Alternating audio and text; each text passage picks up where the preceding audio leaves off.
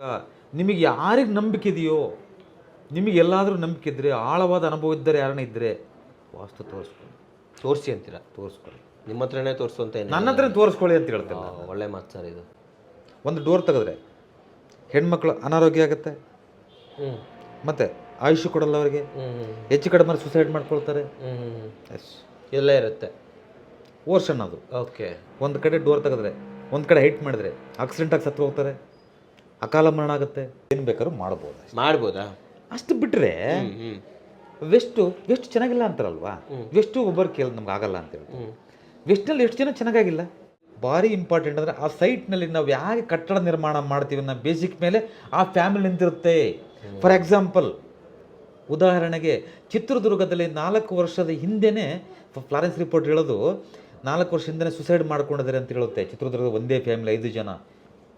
ಈಗ ಒಂದು ಯಾರೋ ಈಗ ಒಂದು 2 ತಿಂಗಳ ಹಿಂದೆನೇ ಟಿ ವಿಲಿ ಬಂತು ನೋಡಿಲ್ಲ, ಚಾನಲ್ ಬಂತು, 5 ಜನ ಸುಸೈಡ್ ಮಾಡ್ಕೊಂಡಿದ್ದಾರೆ ಚಿತ್ರದುರ್ಗದಲ್ಲೇ ಅಂತ.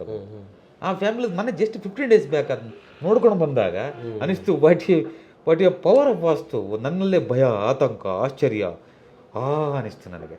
ಗೊತ್ತಾಯ್ತು ನಿಮಗೆ? ಏನಪ್ಪ ಇದು ವಿಚಿತ್ರ. ಅಪ್ಪ ದೇವರೇ ಪರಮಾತ್ಮ.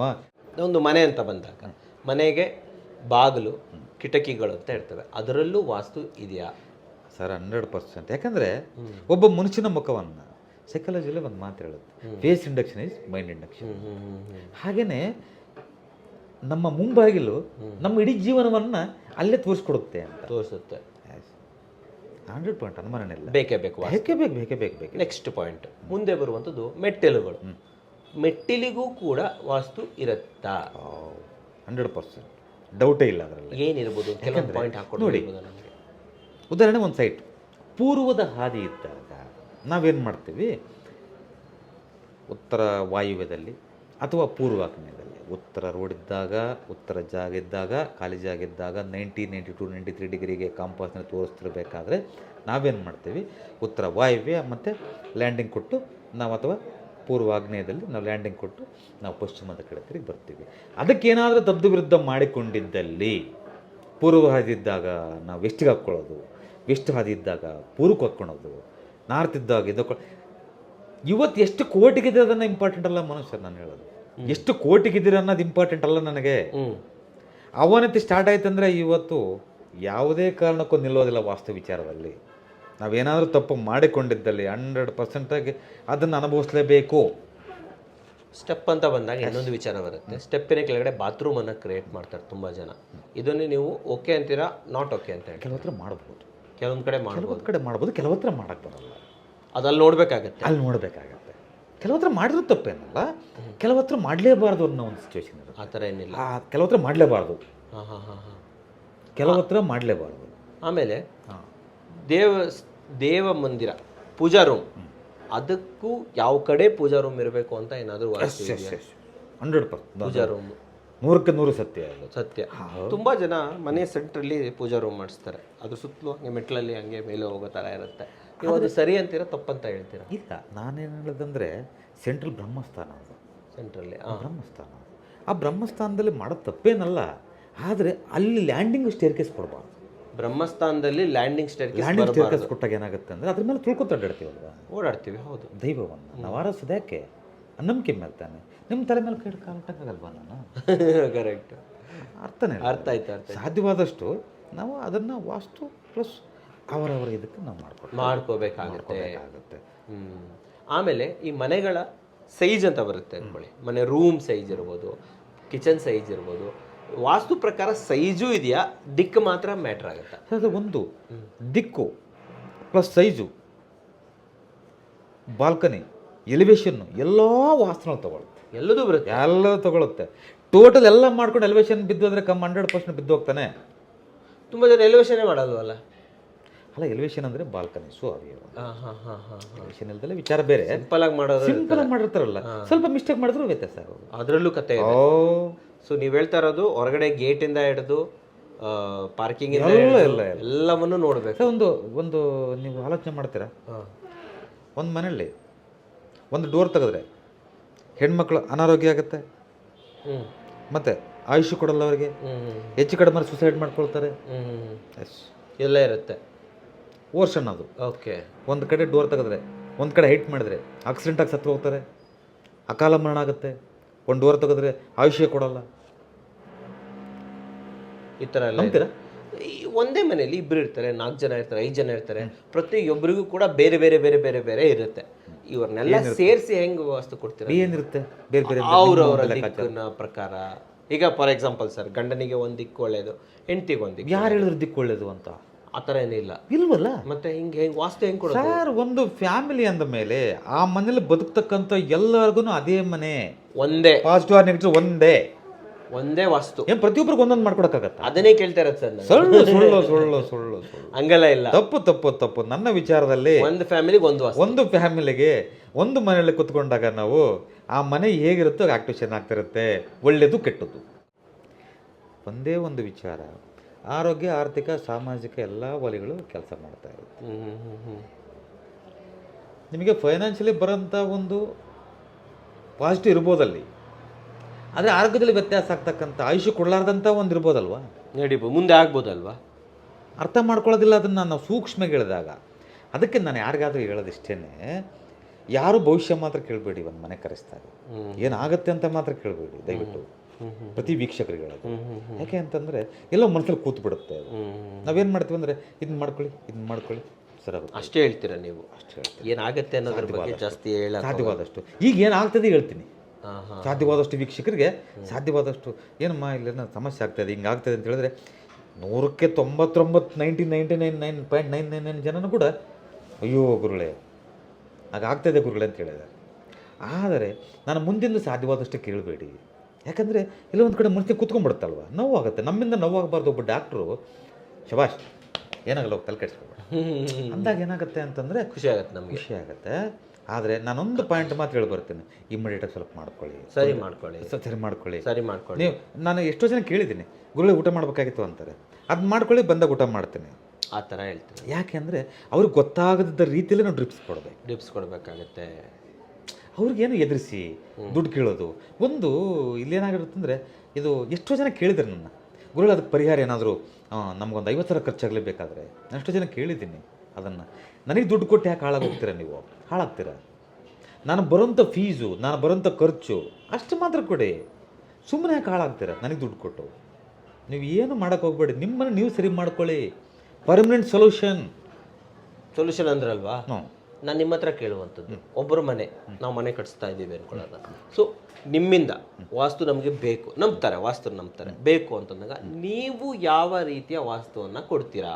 ನೀವು ಮಾಡುವ ಕ್ರಮ ಯಾವುದು ಸರ್? ಒಂದು ಮನೆ ನೋಡಿದ್ರೆ ಅಲ್ಲಿ ಏನಾಗ್ಬೋದು ಅಂತ ಅವ್ರಿಗೆ ತಿಳಿಸ್ತೀವಿ. ಓಕೆ, ತಿಳಿಸ್ತೀನಿ ಫಸ್ಟ್. ಸರಿ. ಅದು ಸ್ವಂತ ಮನೆ ಆಗಿದ್ದರೆ 100ಕ್ಕೆ 100ರಷ್ಟು ಅದು ಅದರ ಪಾಸಿಟಿವ್ಸ್ ನೆಗೆಟಿವ್ಸ್ ಎರಡು ಹೇಳ್ತೀರಾ ನೀವು? ಪಾಸಿಟಿವ್ ಹಿಂಗಿದೆ, ನೆಗೆಟಿವ್ ಹಿಂಗಿದೆ, ಈ ಪಾಸಿಟಿವ್ ಈ ಮಟ್ಟ ಕಟ್ಟಿರೋ ಮನೆ ಹೇಳ್ತೀರಾ? ಕಟ್ಟಿರೋ ಮನೆ 100% ಹೇಳ್ತೀನಿ. ಹೇಳಿದಾಗ ಅವ್ರಿಗೆ ಗೊತ್ತಾಗತ್ತೆ, ಅವ್ರಿಗೆ ಅಂದಾಜಾಗತ್ತೆ, ಓ ವಾಸ್ತು ಇದೆ ಅಂತ ಬಲವಾಗಿ ನಂಬಿಕೆ ಬರುತ್ತೆ ಅವ್ರಿಗೆ. ನಂಬಿಕೆ ಬಂದಾಗ ಗುರುಗಳ ಮುಂದಿನ ವಿಚಾರ ಅಂತಂದಾಗ ಇದನ್ನ ಸ್ವಲ್ಪ ಚೇಂಜ್ ಮಾಡ್ಕೊಳ್ಳಿ, ಅಂದರೆ ಮನೇನ ಅಕಸ್ಮಾತ್ ಏನಾದರೂ ಅಡುಗೆ ಮನೆ ಇರಲಾರ್ದ ಜಾಗದಲ್ಲಿತ್ತು, ಇಲ್ಲಿ ಏನು ಮಾಡಬೇಡಿ, ಆ ಕಡೆ ಟೇಬಲ್ ಇಟ್ಕೊಂಡು ಮಾಡ್ಕೊಳ್ಳಿ ಅಷ್ಟೇ. ಏನು ಬಾತ್ರೂಮ್ ಇತ್ತು, ಅಟ್ಯಾಚ್ಮೆಂಟ್ ಇತ್ತು, ಸ್ವಲ್ಪ ಇದನ್ನು ಕಟ್ ಮಾಡಿ, ಇಲ್ಲಿನ ಓಟ ಬೇಡ. ಬೈ ಚಾನ್ಸ್ ಅನಿವಾರ್ಯ ಅಂದರೆ ಆಪ್ರೇಷನ್ ಮಾಡಲೇಬೇಕಾಗುತ್ತೆ. ಸೊ ಆ ರೀತಿ ಸಜೆಷನ್ಸ್ ಕೊಡ್ತೀರಾ ನೀವು. ಆಮೇಲೆ ಹೊಸದಾಗೆ ನಾವು ಮನೆ ಕಟ್ಟಬೇಕು, ಇನ್ನು fresh. First of all site ತೊಗೊಳ್ಬೇಕು. ಆವಾಗಲೂ ನೀವು ಬರ್ತೀರಾ? ಸೈಟ್ ತೋರಿಸ್ಬೇಕು. ಸೈಟ್ ತಗೊಂಡಿಲ್ಲ, ಇನ್ನು ತಗೊಂಡಿರ್ತೀವಿ. ಸೈಟ್ ತೋರಿಸ್ಬೇಕು. ಸೈಟ್ ತೋರಿಸಿದ ಮೇಲೆ ಇಲ್ಲಿ ಏನಾಗುತ್ತೆ ಅಂತಂದರೆ ನಾವು ಲೋನ್ಸು ಅದು ಇದು ಏನೋ ಮಾಡ್ಕೊಳ್ತಿದ್ದಾಗ ಅದಕ್ಕೆ ರೆಕಗ್ನೈಸ್ ಇಂಜಿನಿಯರ್ಸು ಎಲ್ಲ ಬೇಕಾಗುತ್ತೆ. ನಾನು ಸಣ್ಣ ಪುಟ್ಟ ಪ್ಲಾನ್ಸ್ ಎಲ್ಲ ಕೊಡ್ತೀವಿ, ವಿಚಾರ ಬೇರೆ. ಕೊಡೋದ್ರಲ್ಲೇ ಯಾವ ಅನುಮಾನವೇ ಇಲ್ಲ. ನಾನು ಸಿವಿಲ್ ಡ್ರಾಫ್ಟ್ ಕೋರ್ಸ್ ಮಾಡಿದ್ದೀನಿ, ಸಿವಿಲ್ ಡ್ರಾಫ್ಟ್ಸ್. ಬಟ್ ಆದರೆ ಅವ್ರಿಗೆ ಏನಾಗುತ್ತೆ ಅಂದರೆ ಸರ್ಟಿಫೈಡ್ ಇದು ಬೇಕಾಗುತ್ತೆ. ಅವ್ರು ಸರ್ಟಿಫೈಡ್ ಬೇಕಾದಾಗ ಅವ್ರೇನು ಮಾಡ್ತಾರೆ ಅಂದರೆ ಅವ್ರವ್ರ ಇಂಜಿನಿಯರ್ಗಳ ಹತ್ರ ಹೇಗೆ ಬೇಕಾದ್ರೆ ಹಾಕ್ಸ್ಕೊಳ್ಳಿ, ನನ್ನ ಅಭ್ಯಂತರ ಏನಿಲ್ಲ. ಪ್ಲಾನ್ ತೊಗೊಂಡು ಬರ್ಬೋದು. ಪ್ಲಾನ್ ತೊಗೊಂಡು ಬಂದಾಗ ಅದರಲ್ಲಿ ಏನಾದರೂ ಸೈಟ್ನಲ್ಲಿ ನಿಂತ್ಕೊಂಡು ಕರೆಕ್ಷನ್ ಮಾಡ್ಕೊಡ್ತಾರೆ. ನೀವೇ ಕರೆಕ್ಷನ್ ಮಾಡ್ತೀರಾ? ಇಲ್ಲ ನಮಗೆ ನಿಮ್ಮಿಂದನೇ ಪ್ಲಾನ್ ಬೇಕು, ಕೊಡ್ತೀರಾ ನೀವು ಪ್ಲಾನ್? ಅದು ಸಣ್ಣ ಪುಟ್ಟ ಮನೆ ಆದರೆ ಕೊಡ್ತೀವಿ. ಸಣ್ಣ ಪುಟ್ಟ ಮನೆ ಆದರೆ ದೊಡ್ಡ ಬಿಲ್ಡಿಂಗ್ ಅಂತ, ಯಾಕಂದ್ರೆ ನಾನು 24 ಗಂಟೆ ಬರೋಲ್ವಲ್ಲ, ಅವರು ಇಂಜಿನಿಯರೇ ಬರ್ತಾರಲ್ಲ, ಬರ್ತಾರಲ್ಲ. ಸೊ ಪ್ಲಾನು ಸ್ಟ್ರಕ್ಚರ್ ಪ್ಲಾನು ತಂದ್ಬಿಟ್ಟು ನಿಮ್ಮ ಹತ್ರ ತೋರಿಸಿದ್ರೆ ನೀವು ಅದನ್ನ ಕರೆಕ್ಷನ್ಸ್ ಮಾಡ್ಕೊಡ್ತೀರಾ. ಹಿಂಗಿರೋದನ್ನ ಹಿಂಗ್ ಮಾಡಿ ಅಂತ ನೀವು ಒಂದು ಸಜೆಷನ್ಸ್ ಅನ್ನ ಕೊಡ್ತೀರಾ. ಕಟ್ಟಿರೋ ಮನೆಯನ್ನ ತೋರಿಸಿದ್ರೆ ನಿಮಗೆ ಅದರಲ್ಲಿ ಈ ರೀತಿ ಚೇಂಜಸ್ ಮಾಡಿ ಅನ್ನೋದನ್ನ ತೋರಿಸ್ತೀರಾ.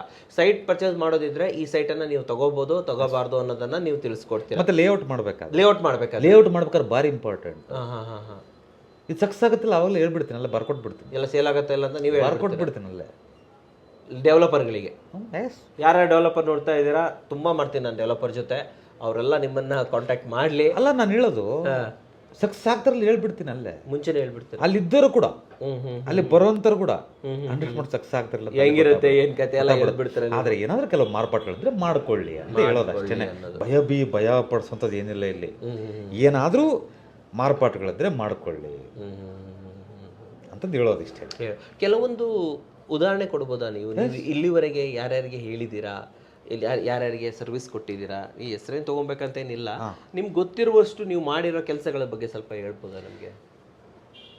ಸರ್, ಸುಮಾರು ಕಾಲೇಜಸ್ ಮಾಡಿದ್ದೀನಿ, ಸುಮಾರು ಶಾಲೆಗಳು ಕಾನ್ವೆಂಟ್ಸ್ ಎಲ್ಲ ಮಾಡಿದ್ದೀನಿ. ಅಲ್ಲಿ ಯಾರು ಕಳಿಸ್ತಾರೆ ಸರ್ ನಿಮಗೆ ಕಾಲೇಜುಗಳಿಗೆ? ಅಯ್ಯೋ, ನಾನು ಕರ್ನಾಟಕ ಸರ್, ಕರ್ನಾಟಕ, ಆಂಧ್ರ, ಮಹಾರಾಷ್ಟ್ರ. ನನ್ನ ಟಿ ವಿನೇನು, ಪ್ರಜಾ, ಕಸ್ತೂರಿ, ಸುಮಾರು 10 ವರ್ಷಗಳಿಂದ ನಾನು ಮೀಡಿಯಾದಲ್ಲಿದ್ದನು. ಗೊತ್ತಾಯ್ತು ಸರ್. ಎಲ್ಲ ಅವ್ರು ಯಾಕೆ ಕರೆಸ್ತಾರೆ ಅಂತ ಕೇಳ್ತಾರೆ ಸರ್. ಫೇಲೂರು ಸ್ಕೂಲ್ ಫೇಲ್ಯೂರ್ ಅದು ಹೇಳಿ ಸರ್. ಫೇಲೂರು ಎಕ್ಸಾಂಪಲ್ ತಗೊಳ್ಳಿ. ಫೇಲೂರು ನೋಡಿ, ಬಿಜಾಪುರದಲ್ಲಿ ನಾನು ಹೆಸರು ಅಡ್ರೆಸ್ ಬೇರೆ ಕೊಡ್ತೀನಿ ನಿಮಗೆ. ಬಿಜಾಪುರದಲ್ಲಿ ಎಷ್ಟೋ ಒಂದು 3-4 ಕಾಲೇಜ್ ಕೊಟ್ಟಿದ್ದೀನಿ. ಮತ್ತಿರ್ಗ ಕಾನಮೋಡಗ್ನಲ್ಲಿ ಅಂದರೆ ಹೊಸಳ್ಳಿ ಹತ್ರ, ಹೊಸಳ್ಳಿ ಅಂದರೆ ಬಳ್ಳಾರಿ ಜಿಲ್ಲಾ, ಅಲ್ಲಿ ಹೇಳಿದೆ ಈ ಕಾಲೇಜೇ ಉದ್ಧಾರ ಆಗಲ್ಲ ಇದು ಅಂತ. ಹಂಗೇನಾ? ಅವ್ರ ಕಟ್ಟಡ ನಿರ್ಮಾಣ ಹೇಗಿರುತ್ತಂದ್ರೆ ತಲೆ ಮೇಲೆ ಕಲ್ಲು ಹಾಕ್ಕೊಂಡಂಗಿರುತ್ತದು, ಅರ್ಥ ಆಯ್ತಾ? ತಿರ್ಗಾ ಮತ್ತು ಚಿತ್ರದುರ್ಗ ಜಿಲ್ಲೆ ಚಳ್ಳಕೆರೆ ತಾಲೂಕು ನಾಗನಟ್ಟಿ ಗ್ರಾಮದಲ್ಲಿ ಒಂದು ಪೊಲೀಸ್ ಸ್ಟೇಷನ್ಗೆ ಹೇಳಿದ್ವಿ. ಪೊಲೀಸ್ ಸ್ಟೇಷನ್ಗೆ ಹೇಳಿದ್ವಿ. ಅವ್ರಿಗೇನು ತೊಂದರೆ ಸರ್? ಅಲ್ಲಿ ಏನು ಅವ್ರಿಗೆ ನೆಮ್ಮದಿನೇ ಇರಲಿಲ್ಲ ಅಂತಲ್ಲಿ, ಪೊಲೀಸರಿಗೆ ನೆಮ್ಮದಿನೇ ಇರಲಿಲ್ಲ ಅಂತಲ್ಲಿ. ಏನಾದರೂ ಬಂದು ಕಾಟ ಅಂತ ಸುಮ್ಮನೆ ಸಮಸ್ಯೆ. ಪೊಲೀಸರಿಗೆ ಸಮಸ್ಯೆ. ಓಕೆ. ಒಬ್ಬ ಸಬ್ ಇನ್ಸ್ಪೆಕ್ಟರ್ ಕರೆಸಿದ್ರು, ಹೇಳಿದೆ ನಿಮ್ಮ ರೂಮ್ ಚೇಂಜ್ ಮಾಡ್ಕೊಳ್ಳಿ, ಇದನ್ನೆಲ್ಲ ಮಾಡ್ಕೊಳ್ಳಿ ಅಂತಂದ್ರೆ ಮನೆ ಹೇಳಿದ್ರು, ಭಾರಿ ಖುಷಿ ಪಟ್ರು ಅವರು. ಸರ್, ಯಾವ ಊರತ್ತ ಹೆಸರು ತಗೊಂಡು? ನಾಯಕನಹಟ್ಟಿ.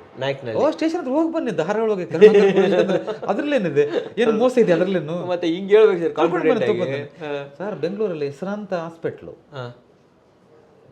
ಹೆಸರು ಹೇಳಬಾರದು ಅನ್ಸುತ್ತೆ, ಹೆಸರಾಂತ ಹಾಸ್ಪಿಟ್ಲ್ ಎಲ್ಲಿ 8th ಮೇನ್ನಲ್ಲಿ ಹೆಸರು ಹೇಳಿದ್ರೆ ಗೊತ್ತಾಗ್ಬಿಡುತ್ತಾಗಲಿ, ಯಾರಿಗಾದ್ರೂ ಗೊತ್ತಾಗ್ಬಿಡುತ್ತೆ. 8ನೇ ಮೈಲಿಯಲ್ಲಿ 8th ಮೇನ್ ಯಾವುದು Basaveshwara Nagar 8th main signal ಅಲ್ಲಿ ಒಂದು ಸಿಗ್ನಲ್ ಇಂದ ಸ್ವಲ್ಪ ಮುಂದಕ್ಕೆ ಒಂದು ಹೆಸರಾಂತ ಹಾಸ್ಪಿಟ್ಲ್ ಇದೆ. ಹಾಸ್ಪಿಟ್ಲ್ ಇತ್ತು. ಅವ್ರಿಗೆ ಹೇಳಿದ್ದೆ ನಾನು, ಕಸ್ತೂರಿ ಚಾನಲ್ ಇರ್ಬೇಕಾದ್ರೆ ಲೈವ್ ನೇನು ಹೇಳಿದೆ, ಅದು ಇರೋದೇ ಲಾಸ್ ಆಗುತ್ತದ ಅಂತ. ಇವಾಗ ಇಲ್ಲ, ಅದು ಇಲ್ಲ. ಅವು ನಾನು ಹೇಳಿದಾಗ ಒಂದು 4 ತಿಂಗಳಿಗಿಲ್ಲ ಅದು. ಓಕೆ. ಆಮೇಲೆ ಇನ್ನು ಎಕ್ಸಾಂಪಲ್, ಕೆಲವು ಮಠಗಳು, ರೆಂಚಂಬಳಿ ಮಠಕ್ಕೆ ಹೋದೆ, ಚಾಮರಾಜನಗರ ಜಿಲ್ಲೆ ರೆಂಚಂಬಳ, ಉದ್ಧಾರ ಆಗಲ್ಲಪ್ಪ ಇದು ಅಂತೇಳಿ. ಹಂಗೆ ಆಯ್ತು. ಮತ್ತೆ ತಿರ್ಗಾ ಶಿವ ಸಾಯಿಬಾಬಾ ಅಂತ, ಇದು ಭಾರಿ ಇಂಪಾರ್ಟೆಂಟ್ ನೋಡಿದ್ದು. ಚಿಕ್ಕಬಳ್ಳಾಪುರದ ಹಾರೋ ಬಂಡೆ ಹತ್ರ NH7 ಯಾವುದದು, ಹೈದ್ರಾಬಾದ್ ರೋಡ್, ಅಲ್ಲಿ ನಾನು ವಾಸ್ತುಕಂತ ಕರೆಸಿದ್ರು, ಹೋದೆ. ಅಲ್ಲಿ ಹೋದಾಗ ಶಿವಸಾಯಿ ಆಶ್ರಮ ಅಂತಿತ್ತು, ನೋಡಿದೆ. ನೋಡಪ್ಪ ಗುರುಗಳೇ, ನೀನೊಬ್ಬ ಗುರುಸ್ಥಾನದಲ್ಲಿದೆಯಾ ಸ್ವಾಮೀಜಿ, ಅರ್ಥ ಮಾಡ್ಕೊ, ಇದು ಮಾಡಿದ್ರೆ ಭಾರಿ ತೊಂದರೆ ಮಾಡ್ಕೊಳ್ತೀರಿ, ನೋವು ಮಾಡ್ಕೊಳ್ತೀರಿ, ನೋಡ್ರಿ ಇಮ್ಮಿಡಿಯೇಟಾಗಿ ಮಾಡ್ಕೋಬೇಕು ಅಂತೇಳಿ ಅವ್ರು ಹೇಳಿದ್ರು. ನಾನು ಸಾಯಿ ಪುತ್ರರು, ನಾವು ನಮಗೇನು ಭಯ, ನಾವು ದೇವ್ರಿದ್ದಂಗೆ. ನನಗೆ ಸ್ವಲ್ಪ ಕಾರವಾಗೆ ಮಾತಾಡಿದೆ, ಸ್ವಲ್ಪ ಒಡನಾಟ ಚೆನ್ನಾಗಿತ್ತು ನನಗೆ ಅವರಿಗೆ. ಇಲ್ಲಿ ಯಾರು ದೇವರಿಲ್ಲ, ಇಲ್ಲಿ ಅರ್ಥ ಮಾಡ್ಕೊ, ನಿನ್ನ ಭವಿಷ್ಯ ನಾನು ಬರ್ಕೊಡ್ತೀನಿ, ನನ್ನ ಭವಿಷ್ಯ ನೀನು ಬರ್ಕೊಡೋಕ್ಕಾಗಲ್ಲ, ಅರ್ಥ ಮಾಡ್ಕೋ. ಹಾಗಂತ ಐ ಆಮ್ ನಾಟ್ ಗಾಡ್, ನಾನು ದೇವರಂತೂ ಅಲ್ಲ, ತಪ್ಪು ತಿಳ್ಕೊಬೇಡಿ, ಮಾಡ್ಕೊಳ್ಳಿ ಅಂತೇಳಿ. ಸರ್, ನಾನು ಹೇಳಿದೆ ಒಂದು 6ರಿಂದ 7 ತಿಂಗಳಲ್ಲಿ ಅಯ್ಯಪ್ಪನ ತಗೊಂಡೋಗಿ ಜೈಲಿಗೆ ಹಾಕಿದ್ರು ಗುರುಗಳನ್ನ. ಅದು ಮೀಡಿಯಾದಲ್ಲೆಲ್ಲ ರೆಕಾರ್ಡ್ ಎಲ್ಲ ಮೀಡಿಯಾಗೆ ಬಂತಲ್ಲ, ಮೀಡಿಯಾ ಬಂದಿದೆ ಆಲ್ರೆಡಿ. ಅಯ್ಯೋ, ಟಿವಿಲೆಲ್ಲ ಬಂತಲ್ವಾ? ಸೊ ನೀವು ಹೇಳಿದ್ರಿ, ಟಿವಿಲೆಲ್ಲ ಬಂತಲ್ವಾ? ನಾನು ಲೈವ್ನಲ್ಲಿ ಹೇಳಿದ್ದೀನಿ. ಹೌದಾ? ಲೈವ್ನಲ್ಲಿ ಸಮಯ ಚಾನಲಲ್ಲಿ, ಕಸ್ತೂರಿ ಚಾನಲಲ್ಲಿ, ಮತ್ತೆ ಎಲ್ಲ BTVಲೆಲ್ಲ ಹೇಳಿದ್ದೀನಿ ನಾನು. ನಿಮ್ಗೆ ಹೆಂಗೆ ಗೊತ್ತಾಗುತ್ತಿದೆಲ್ಲ ಅಂತ ಸರ್? ಅಂದರೆ ಸ್ಥಾನ ನೋಡಿದಾಗ ಅದು ಎಷ್ಟೋ ಜನ sir you are my God ಅಂತಾರೆ. ಹಾಗಂತ ನಾನೇನು ದೊಡ್ಡದಾಗಿ ಅದನ್ನ ಬಿಂಬಿಸಲ್ಲ, ನಾನೇನೋ ಬಾರಿ ಇದು ಅಂತ ಹೇಳಲ್ಲ, ನನ್ನ ವಿದ್ಯೆ ಅಂತ ನನಗೆ ಅಷ್ಟೇ ಅನಿಸೋದು. ಅಷ್ಟು ಬಿಟ್ರೆ ನಾನು ಒಂದು ವಿಚಾರ ಹೇಳೋದು, ನನಗೊಂದು ಆತ್ಮಸಾಕ್ಷಿ ಹೇಳೋದು, ಆತ್ಮಸಾಕ್ಷಿ ವಿರುದ್ಧವಾಗಿ ಮಾತ್ರ ನಾನು ಮಾಡಲ್ಲ. ಒಂದು. ಎರಡನೇದು, ನಾನು ಏನಾದರೂ ನಿಮಗೆ ಏನಾದರೂ ಡ್ರಾಮಾ ಎಷ್ಟೊತ್ತು ಮಾಡ್ಬೋದು ನಿಮ್ಮ ಹತ್ರ? ಒಂದು ನಾನು ಬಿಸ್ನೆಸ್ ಅಂತ ಮಾಡಿದ್ರೆ ಏನು ಮಾಡ್ಬೋದು ಅಷ್ಟೇ. 2 ಸಾರಿ ಮಾಡ್ಬೋದು, 3 ಸಾರಿ ಮಾಡ್ಬೋದು, ಎಷ್ಟು ಜನ ಕಣ್ಣಿಗೆ ಮಣ್ಣರ್ಚ್ಬೋದು. ಆದರೆ ಮೇಲೆ ಮಣ್ಣರ್ಚಕ್ಕೆ ಆಗೋದಿಲ್ವಲ್ಲ. ನಾನೇನಾದರೂ ಕೂತ್ಕೊಂಡು ತಪ್ಪು ಸಂದೇಶ ಕೊಟ್ಟಲ್ಲಿ, ತಪ್ಪು ಮಾತಾಡಿದಲ್ಲಿ, ತಪ್ಪು ಏನಾದರೂ ಒಳ ಅಂತರ ಏನಾದರೂ ಹೇಳುತ್ತಿದ್ದಲ್ಲಿ, ನನ್ನ ಸ್ವಾರ್ಥಕ್ಕೆ ಏನಾದರೂ ಮಾತಾಡುತ್ತಿದ್ದಲ್ಲಿ, ಆ ಒಂದು ಇದು ನನ್ನ ಯಾವುದೇ ಕಾರಣಕ್ಕೂ ಬಿಡಲ್ಲ. ದೈವ ನೋಡ್ತಿರ್ತಾರೆ, ದೇವ್ರು ಬಿಡಲ್ಲ ಅಂತೀರ? ದೇವರು ಬಿಡಲ್ಲ ನನಗೊಬ್ಬ ಇಲ್ಲಿ ವಿಷ ಹಾಕೋದು, ನನ್ನ ಹೆಂಡತಿ ಮಕ್ಕಳಿಗೂ ವಿಷ ಕೊಡ್ತಾನೆ ದೇವರು. ಕರೆಕ್ಟಾಗಿ ಬೇಡ, ಯಾಕಂದರೆ ನಾನು ಮಾಡೋದೇ ಇಲ್ಲ ಅಂಥವೆಲ್ಲ, ನಾನು ಮಾಡೋದೇ ಇಲ್ಲ. ಸೊ ಹಾಗಾಗಿ ನಾನು ಇಷ್ಟೇ ಹೇಳೋದು, ನಾನೊಬ್ಬ ರೈತ. ನಾನು ಇವತ್ತು ಬೇಸಿಕಲಿ ರೈತರು, ನೀವು ಬೇಸಿಕಲಿ ರೈತರು, ನಮ್ಮ ತಂದೆ ರೈತರು. ಹಾಗಾಗಿ ದಾಳಿಂಬೆ ಬೆಳೆ ಇನ್ನು 4 ದಿನ ಮುಂದೆ ತಿಂಗಳು ಬಿಡಬೇಕು. ನಾನು ಒಂದು 6 ಎಕರೆ ಶ್ರೀಗಂಧ ಇದೆ. ನಿಮಗೆ ಏನು ಕಮ್ಮಿ ಇಲ್ಲ, ಕಡಿಮೆ ಇಲ್ಲ ಅನ್ನೋದಕ್ಕಿಂತ ನಾನೇನು ಅಂಬಾನಿ ಅಂತ ಹೇಳ್ತಾ ಇಲ್ಲ. ಅಲ್ಲ ಸರ್, ನಿಮ್ಗೆ ಲೈಕ್ ಗೊತ್ತಾಯ್ತು, ನಿಮಗೆ ಬೇಕಾದಷ್ಟು ನೀವು ಇದೆ. ನೀವು ವಾಸ್ತು ಮಾಡೇನೆ ನೀವು ಇದನ್ನ ಬಗ್ಗೆ ನನಗಿದಿಲ್ಲ. ಬಟ್ ನನ್ನಿಂದ ಒಂದು 100 ಜನಕ್ಕಾದ್ರೂ ಒಳ್ಳೆದಾರನ ಸತ್ತಾಗ ಕರುಣಾಕರ್ ರೆಡ್ಡಿ ಅವರು ಇದ್ರಪ್ಪ ಹಿಂಗೆ ಹೆಸರು ಮಾಡಬೇಕು, ಹೆಸರು ಮಾಡ್ಬೇಕಂದ್ರೆ ನಿಮ್ದು 4 ಜನ ನೆನ್ಪಿಟ್ಕೊಬೇಕು. ಹಾಗಂತ ನನಗೂ ತೊಂದರೆ ಆಗಬಾರ್ದು. ಹಂಗಂತ ನಿಮ್ಮನ್ನ ಕತ್ತೀಜಿಗೆ ಮಾಡೋಂಥ ಕರ್ಮ ಆಗಲಿ, ಗ್ರಾಚಾರ ಆಗಲಿ, ಅನಿವಾರ್ಯತೆ ಆಗಲಿಲ್ಲ. ನಾನು ನೀವು ಹೇಳಿದ್ರಲ್ಲ ಸರ್, ನಿಮಗೆ ನಾ ಆರ್ಡರ್ ಮಾಡ್ತಾ ಇಲ್ಲ, ಆರ್ಡರ್ ಮಾಡ್ತಿಲ್ಲಲ್ವಲ್ಲ, ನಿಮ್ಮ ಇಷ್ಟ, ನಿಮ್ಮ ಇಷ್ಟ ಬೇಕಾದ್ರೆ. ಆದರೆ ಆ ಇನ್ನೊಂದು ವೀಕ್ಷಕರಿಗೆ ಹೇಳೋದು, ನಾನು ನಾನೇ ದೊಡ್ಡಪ್ಪ ನಾಯಕ, ನಾನೇ ದೊಡ್ಡದಾಗಿ, ನಾನೇ ಅದು ತಪ್ಪು ಕಲ್ಪನೆ. ತಪ್ಪು ಅಂತೀರ ನೀವು? ತಪ್ಪು ಕಲ್ಪನೆ. ನಿಮಗೆ ಆಕಸ್ಮಿಕ, ನಿಮಗೆ ಯಾರಿಗೆ ನಂಬಿಕೆ ಇದೆಯೋ, ನಿಮಗೆ ಎಲ್ಲಾದರೂ ನಂಬಿಕೆ ಇದ್ದರೆ, ಆಳವಾದ ಅನುಭವ ಇದ್ದರೆ, ಯಾರನ್ನ ಇದ್ದರೆ ವಾಸ್ತು ತೋರಿಸಿ ಅಂತೀರ? ತೋರಿಸ್ಕೊಳ್ಳಿ, ನಿಮ್ಮ ಹತ್ರನೇ ತೋರಿಸುವಂತ, ನನ್ನ ಹತ್ರ ತೋರಿಸ್ಕೊಳ್ಳಿ ಅಂತ ಹೇಳ್ತೇನೆ. ಒಳ್ಳೆ ಮಾತು ಸರ್ ಇದು. ನಾನು ನಿಮ್ಮ ಕರುಣಾಕರ ರೆಡ್ಡಿ ಗುರೂಜಿ. ನಿಮ್ಮ ನಿವೇಶನ, ನೀವು ವಾಸ್ತಕ್ಕಂಥ ಸ್ವಂತ ಅಥವಾ ಬಾಡಿಗೆ ಮನೆ ಆಗಲಿ, ನೀವು ನಿರ್ಮಿಸಿದ ಯಾವುದೇ ಕಟ್ಟಡವಾಗಲಿ, ಅಲ್ಲಿ ನೀವು ಅನುಭವಿಸ್ತಕ್ಕಂಥ ಸಮಸ್ಯೆಗಳನ್ನು ನೀವು ಹೇಳಬೇಡಿ, ನಾನು ಹೇಳ್ತೀನಿ. ಅದಕ್ಕೆ ತಕ್ಕನಾದ ಪರಿಹಾರ ನಿಮ್ಮಿಂದಲೇ. KR ವಾಸ್ತು ಜೊತೆ ಕೈ ಜೋಡಿಸಿ. ASI ನರೇಶ್ ಮನೆಯಲ್ಲಿ ಹೇಳಿದ್ದೇನು? ನಮ್ಮ ಮನೆಗೆ ಬಂದ್ಬಿಟ್ಟು ಎಲ್ಲ ನೋಡ್ಬಿಟ್ಟು ಇದರಲ್ಲಿ ಸಂತಾನ ನಷ್ಟ ಆಗಿದೆ ಅಂತಂದು ಹೇಳಿದ್ರು. ಹಿಂದೆ ಆಗಿತ್ತು, ಹಾಗಾಗಿ ನಮಗೆ ಅದು ಕನ್ಫರ್ಮ್ ಆಯ್ತು. 12 ಲಕ್ಷ ಸಾಲ ಮಾಡಿಕೊಂಡ ರೈತ ಧನವಂತರಾದ್ರ. ಅವ್ರ ಮನೆ ಒಳಗಡೆ ನೋಡಿದ್ರು, ನೋಡಿ ಹೊರಗಡೆ ಬಂದ್ರು. ಟಾಪ್ ಸೀಲಿಂಗ್ ಅಲ್ಲಿ 1.5 ಅಡಿ ಸಜ್ಜ ಎಕ್ಸ್ಟ್ರಾ ಇತ್ತು. ಇದು ಇಟ್ಕೊಂಡಷ್ಟು ನೀನ್ ಸಾಲ್ಗಾರನ ಆಗ್ತಿ, ನೀನ್ ಇದು ಹೊಡೆದಾಕಿಬಿಡು, ಸಕ್ಸಸ್ ಆಗಿಬಿಡ್ತಿ ಅಂತ ಹೇಳೋದು. ಅದಕ್ಕೆ 5 ರೂಪಾಯಿ ಖರ್ಚು ಮಾಡಲಿಲ್ಲ. ವರ್ಷದಿಂದ ವರ್ಷಕ್ಕೆ ಬೆಳೆಗಳು ಚೆನ್ನಾಗಿ ಬರ್ತಾ ಇದ್ದಾವೆ. ಈಗ ದೇವ್ರು ಚೆನ್ನಾಗಿ ಇಟ್ಟಿದ್ದಾನೆ. ದೇವಸ್ಥಾನ ಕಟ್ಟುವಾಗಲೇ ಹೇಳಿದ ಭವಿಷ್ಯ ನಿಜವಾಯ್ತಾ? ದೇವಸ್ಥಾನದ ವಾಸ್ತವ್ಯ ನೋಡಿದ ಮೇಲೆ ಆ ದೇವಸ್ಥಾನ ಮುಂದೆ ಇದು ಆಗೋದು ಇಲ್ಲ, ಮೇಲಾಗಿ ಈ ಕಟ್ಟಡನು ಮುಂದುವರ್ಸಕ್ಕೆ ಆಗೋದಿಲ್ಲ. ಮಾರನೇ ದಿವಸ ತೀರ್ಕೊಂಡು ಹೋಗಿ ಶವ ಬಂತು. ಅವ್ರು ಹೇಳಿದ ಮಾತು ಎಲ್ಲರಿಗೂ ಮನವರಿಕೆ ಆಯಿತು.